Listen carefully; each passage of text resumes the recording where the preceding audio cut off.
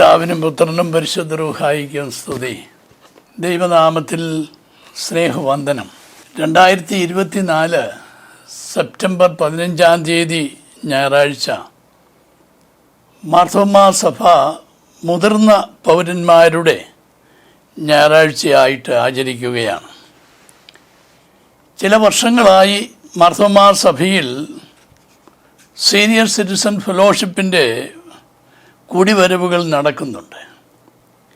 എങ്കിലും senior citizen fellowship ഒരു ഔദ്യോഗിക സംഘടനയായി രൂപപ്പെടുന്നതിന് സാധ്യമായത് 2023 സെപ്റ്റംബറിലെ സഭാ മണ്ഡല തീരുമാനങ്ങളിലൂടെയാണ്.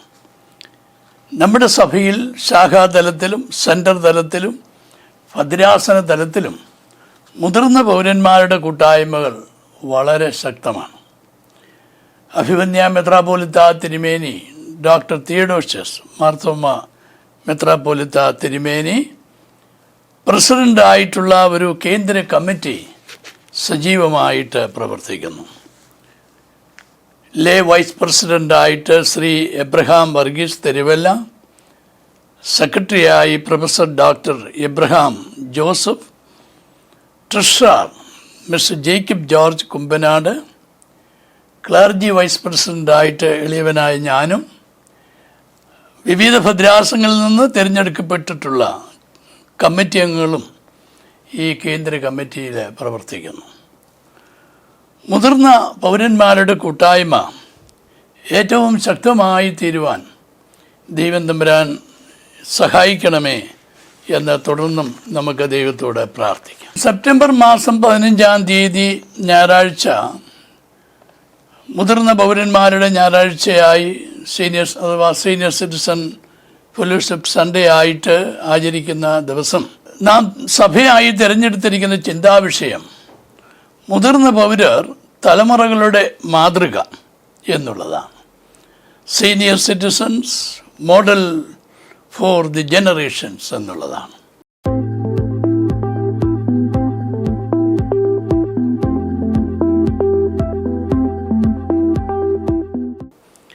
അതിനായി നിശ്ചയിക്കപ്പെട്ടിട്ടുള്ള വേദഭാഗങ്ങളിൽ ഏവങ്കേലിയോൻ ഭാഗമായി തന്നിട്ടുള്ളത് വിശുദ്ധ ലൂക്കോസ് എഴുതിയ സുവിശേഷം 2-ാം അധ്യായം 25 മുതൽ 38 വരെയുള്ള വാക്യങ്ങളാണ്. ലൂക്കോസ് എഴുതിയ സുവിശേഷം 2-ാം അധ്യായം 25 മുതൽ 38 വരെയുള്ള വാക്യങ്ങൾ. മനുഷ്യ ജീവിതത്തിൻ്റെ വിവിധ ഘട്ടങ്ങളിലൂടെയാണ് നാം കടന്നു പോകുന്നത്. ശൈശവം, ബാല്യം, യൗവനം, വാർദ്ധക്യം. ആദ്യഘട്ടങ്ങൾ വിദ്യാഭ്യാസം, പരിശീലനം എന്നിവയിലൂടെ മുന്നോട്ട് പോവുകയാണ്. 2-ാം ഘട്ടം വിവാഹം, കുടുംബം, മക്കൾ, കൊച്ചുമക്കൾ, റിട്ടയർമെൻറ്റ്, അങ്ങനെ മുന്നോട്ട് പോകുന്നു. 3-ാം ഘട്ടം മുതിർന്ന പൗരന്മാരായിത്തീരുന്ന കാലങ്ങളാണ്. എന്നാൽ ഈ കാലങ്ങൾ നമ്മൾ വളരെ നന്നായി ജീവിക്കേണ്ട കാലമാണ് എന്ന് നമ്മെ ഓർമ്മിപ്പിക്കുന്ന ഒരു കാലം കൂടിയാണ്. We are not old but we are young old എന്നുള്ള ചിന്തയാണ് നമ്മെ ഇന്ന് ഭരിക്കുവാനായിട്ട് സമൂഹം ആവശ്യപ്പെടുന്നത്. നമ്മുടെ ജീവിതം ഏറ്റവും സജീവമായി തീരുക എന്നുള്ളതാണ് ദൈവം ആഗ്രഹിക്കുന്നത്. അവിടെയാണ് ദൈവത്തിൻ്റെ നാമം മഹിമപ്പെടുന്നത്. When man fully alive, that is the greatest glory of God എന്ന് പറയാറുണ്ട്. When man fully alive, that is the greatest glory of God. നമ്മൾ സജീവമായൊരു ജീവിതം നയിക്കുമ്പോഴാണ് ദൈവത്തിൻ്റെ നാമം മഹിമപ്പെടുവാനായിട്ട് ഇടയാകുന്നത്. ലൂക്കോസ് 2-ാം അധ്യായം 25 മുതൽ 38 വരെയുള്ള ഭാഗത്ത് 2 മുതിർന്ന പൗരരെ ലൂക്കോസ് സുവിശേഷകന് പരിചയപ്പെടുത്തുകയാണ്. ഒരാൾ ശീമോൻ നീതിമാനും ഇസ്രായേലിൻ്റെ ആശ്വാസത്തിനായി കാത്തിരിക്കുന്നവനും ആണ് എന്ന് പ്രത്യേകം എടുത്തു പറയുന്നു. 2-ാമത്തെ വ്യക്തി അശോർ ഗോത്രത്തിൽ ഫനുവേലിൻ്റെ മകളായ ഹന്ന. ഈ രണ്ട് വ്യക്തിത്വങ്ങളിലൂടെ നമുക്ക് ചില ആധ്യാത്മികമായ ചിന്തകൾ ചുരുങ്ങിയ സമയം കൊണ്ട് പങ്കുവയ്ക്കണം എന്നാണ് ഞാൻ ആഗ്രഹിക്കുന്നത്. ശിമെയോൻ ഇസ്രായേലിൻ്റെ ആശ്വാസത്തിനായി നോക്കി പാർത്തവൻ, ക്രിസ്തുവിനെ കാണും മുമ്പേ മരണം കാണുകയില്ല എന്ന് പരിശുദ്ധാത്മാവിനാൽ അറിയിപ്പ് ലഭിച്ചവൻ. ഈ ശിമെയോനെക്കുറിച്ച് നമുക്ക് കാണുവാനായി കഴിയുന്നത് ഇസ്രായേലിൻ്റെ അഥവാ സകല മനുഷ്യരുടെയും നന്മ സ്വപ്നം കണ്ട ഒരു മുതിർന്ന പൗരനായിരുന്നു അദ്ദേഹം. മറ്റുള്ളവരുടെ നന്മ സ്വപ്നം കാണുന്നത് എത്രയോ ഒരു നല്ല മാതൃകയാണ്. മുതിർന്ന പൗരരായ നമ്മൾ സ്വപ്നങ്ങൾ നഷ്ടപ്പെട്ടു പോകുന്നവരല്ല, പിന്നെയോ നാം സ്വപ്നങ്ങൾ കണ്ടുകൊണ്ടേയിരിക്കേണ്ടവരാണ്, കൂടുതൽ പ്രതീക്ഷ അർപ്പിക്കേണ്ടവരാണ്. ഷേക്സ്പിയർ പറയുന്നുണ്ട്, ഒരു മനുഷ്യന് യഥാർത്ഥ മരണം സംഭവിക്കുന്നത് തൻ്റെ സ്വപ്നങ്ങൾ നിലച്ചു പോകുമ്പോഴാണ്. നമ്മെ ഓർമ്മിപ്പിക്കുകയാണ്, നാം ഏറെ മുന്നോട്ട് പോകുവാനായിട്ട് ദൈവം തന്ന കാലങ്ങളാണ് ഈ സമയങ്ങൾ. കാരണം നമ്മൾ വളരെയധികം അനുഭവ സമ്പന്നതയുള്ളവരാണ്, ഒരുപാട് അനുഭവങ്ങളിലൂടെ കടന്നു വന്നവരാണ്. നമുക്ക് നമ്മുടെ തലമുറകളുടെ മാതൃകയായിരിക്കാൻ കഴിയുന്നവരാണ്. തലമുറയെ ദൈവത്തിൻ്റെ വഴിയിൽ നയിക്കുവാൻ കടപ്പെട്ടവരും അതിന് എല്ലാ സാധ്യതകളും ഉപയോഗിക്കുവാൻ കഴിയുന്നവരുമായിട്ടുള്ള ആളുകളാണ് എന്നുകൂടെ ഓർമ്മിപ്പിക്കുകയാണ്.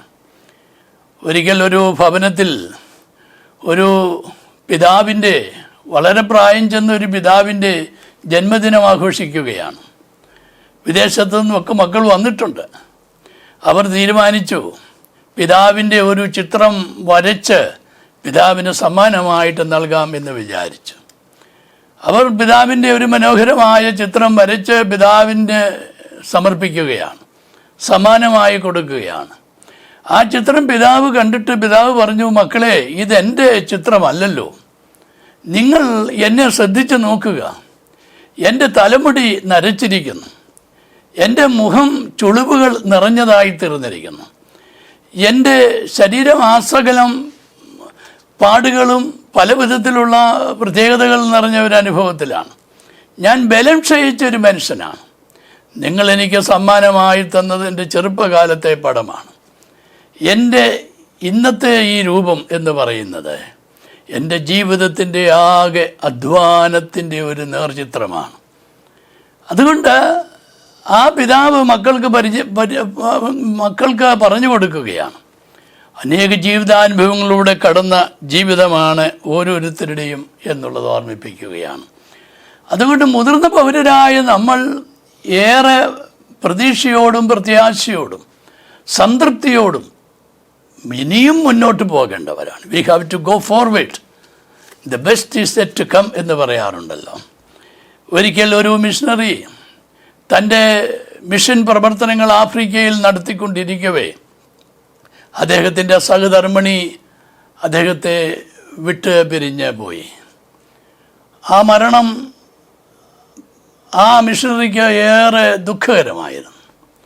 അദ്ദേഹം പ്രിയതമയുടെ ഭൗതിക ശരീരത്തെ നോക്കിക്കൊണ്ട് നെടുവീർപ്പോടെ ദുഃഖത്തോടെ പറഞ്ഞു, മേരി, നീ ഇപ്പോൾ പോകാം, എനിക്കിനിയും ഏറെ യാത്ര ചെയ്യുവാനായിട്ടുണ്ട്. മേരി, നീ ഇപ്പോൾ പോവുക, എനിക്ക് ഇനിയും ഏറെ യാത്ര ചെയ്യുവാനായിട്ടുണ്ട്. പ്രിയമുള്ളവരെ, നമ്മുടെ ജീവിതത്തിലൂടെ ദൈവം നമ്മളോട് ചോദിക്കുന്ന ചില ചോദ്യങ്ങളുണ്ട്. പിന്നിട്ട വഴികളെ വിലയിരുത്തുവാൻ നമുക്ക് കഴിയുന്നുണ്ടോ? ഒരുപാട് അനുഭവങ്ങൾ ഉണ്ടായിട്ടും ഗുണപരമായി അഥവാ ഫലപ്രദമായി നമുക്കതിനെ ഉപയോഗിക്കുവാൻ കഴിയുന്നുണ്ടോ?